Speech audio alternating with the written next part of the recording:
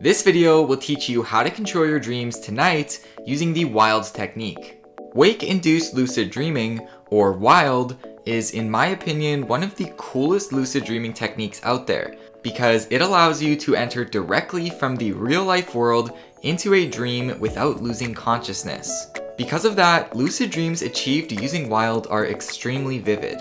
Some of the best lucid dreams I've ever had are from using this technique. In today's video, I'm going to teach you all of these steps to doing WILD so that you can attempt this for yourself. If you've been with the channel for a long time, you probably know that I've made a video on WILD before. In fact, it's actually the very first video on this channel. But because of that, I kind of want to remake it. The quality isn't really that great, and the tutorial is a little bit confusing. WILD is a difficult technique, so I just want to make sure that it's explained as well as possible on the channel so that you guys can know exactly how to do it. This video will be kind of like an updated version of that video, except that I will be going into a lot more detail and covering pretty much everything about the technique. If you're new to the channel, make sure that you hit that subscribe button because I post weekly lucid dreaming tutorials.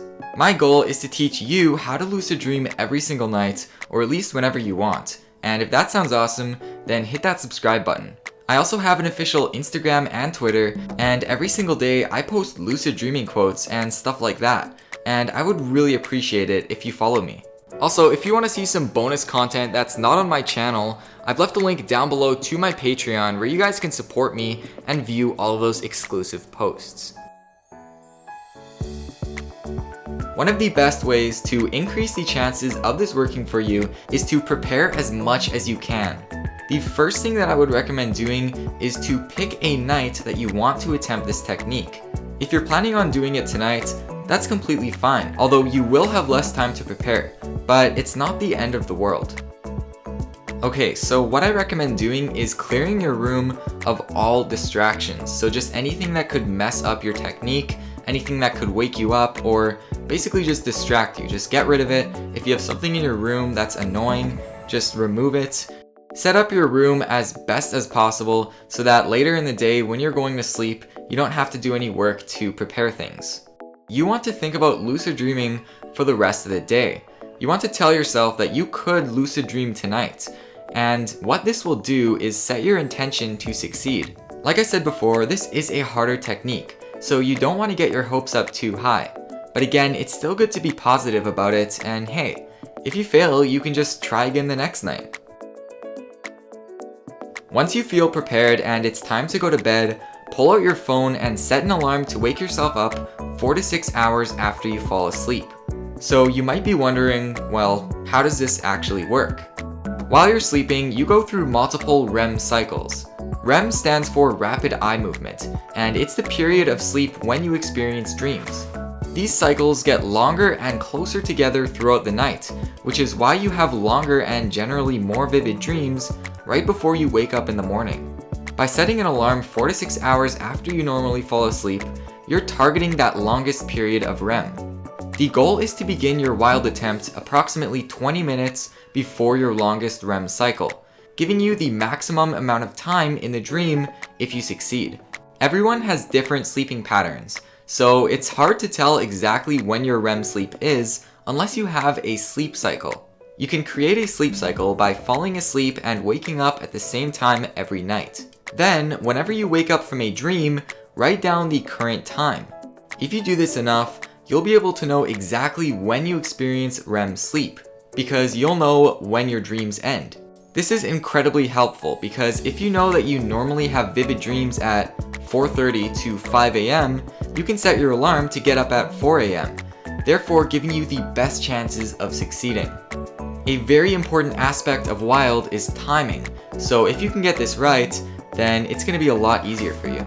Unfortunately, not everyone can create a sleep cycle, and if you're one of those people, just know that you can still attempt WILD. It's just that you'll have to take a guess at when your REM sleep is. If you don't like waking up in the middle of the night, you can also attempt WILD during afternoon naps, since most people have a REM cycle in the late afternoon or early evening. Trying WILD when you first go to sleep at night is not recommended. You can do everything right, but chances are there will be no dream available for you to enter, and you'll end up just wasting your time. When the alarm wakes you up, lie down in a comfortable position. Many lucid dreamers say that lying on your back is the best way to do wild, but if you're having trouble sleeping on your back, you can also lay on your side. Your goal is to become as relaxed as possible, so that you forget about your body. Something that really helps with this is meditation. I have a video all about meditation for lucid dreaming, so if you want to watch it, go ahead and check it out. While you're lying there, if a random thought passes through your mind, just recognize it and then let it go. A good way to focus on nothing is to bring your attention to your breathing. Breathe slowly, in and out, as you feel yourself sinking deeper into your bed. You can also shift your attention to different parts of your body that feel tense or uncomfortable. Imagine all the tension that's built up during the day just immediately releasing.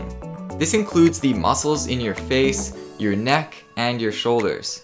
Something that helps me is to imagine myself floating in a zero-gravity chamber. When you feel completely relaxed, just double check and make sure that you are 100% comfortable, because now we are moving into the main part of the technique. You want to lie completely still, because the goal of this technique is to trick your mind into thinking that your body is asleep so that you can enter a dream. Within a few minutes of doing this, you should start seeing random patterns of light behind your eyelids. You might also hear sounds and feel sensations all over your body. It's completely normal, and the key is to remain still and calm, or else you could risk waking your physical body and resetting the progress that you've made. This is known as the hypnagogic state. If you don't see any hypnagogic imagery or experience these sensations, your brain is probably not in the REM stage of sleep. It could take a while for this to happen, so just be patient and continue to relax and not move. If you're too alert or excited, it could prevent your brain from moving into REM sleep, so just make sure that you're very calm and relaxed. If you've performed all the steps correctly and are seeing hypnagogic imagery behind your eyelids, congratulations, because you are extremely close to achieving a lucid dream. At this point, there is a chance that you will feel strong vibrations running through your body. This is called sleep paralysis, and it happens every night when you fall asleep. The only difference now is that you're aware that it's happening. For many people, this can be frightening, but don't worry, because if you've gotten this far, you're one step away from entering a lucid dream. Some people do not experience this when trying wild, and they just go straight into the lucid dream. But it's still good to be prepared just in case it happens to you. If you're afraid of sleep paralysis, I have a video all about it, and you can click to watch it if you want to learn more. If this happens to you, the best thing that you can do is to remain calm and don't wake yourself up. Over time, the shapes and colors behind your eyelids will become 3D and more complex. Do not try to interact with it until a few minutes have gone by and the images get more stable and clear. The last step is to imagine yourself from a first-person view standing in the scene that your mind created, and bam, you will have entered a fully blown, fully vivid lucid dream. It sounds pretty simple, but like I said, wild is one of the hardest lucid dreaming techniques, and there are many things that could get in the way of it working. Here are some things to look out for when attempting wild. If your body randomly twitches or moves when you're trying wild, it's a sign that your brain is testing to see whether or not your body is awake. The key is not to fight the reflexes, but rather to let them pass by. As long as you can ignore them, it won't mess with your attempt. I used to struggle with this one a lot, but there are many things that you can do to avoid it. You can experiment with propping your head up using pillows or changing your sleeping position. If you're trying wild and it's still really bothering you, just swallow and move on. If you don't give it much thought, there's a good chance that it won't screw up your progress. Eventually, with enough practice, you'll be able to control your reflexes better, and this will happen less. This one is pretty self-explanatory, although it is one of the most common mistakes that people make when trying wild. This is why it is super important to focus on something when trying the technique. Some examples of things that you can focus on is your breathing, counting, or even repeating a phrase to yourself like, "I am about to lucid dream." Oftentimes, the hypnagogic imagery will start looking like your room. You might become confused and as a result, wake up from the dream. This is called a false awakening. You can prevent this from happening by doing reality checks every time you get out of bed.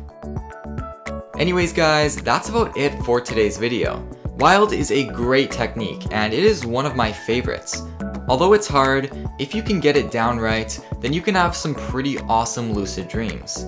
If you're planning on attempting this tonight, let me know down below in the comments and also tell me how it works out for you. Once again, I will just say that Wild is an advanced technique, and if you're not having success, don't be hard on yourself because it's difficult to do. I have plenty of easier lucid dreaming tutorials on the channel, so if you're a beginner, make sure that you check them out and try those before attempting this one. And as always, thanks for watching.